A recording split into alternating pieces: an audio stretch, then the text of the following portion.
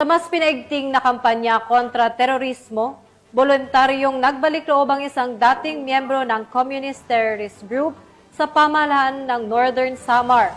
Ang buong detalye ng balita mula kay Patrolwoman Camberley Flores.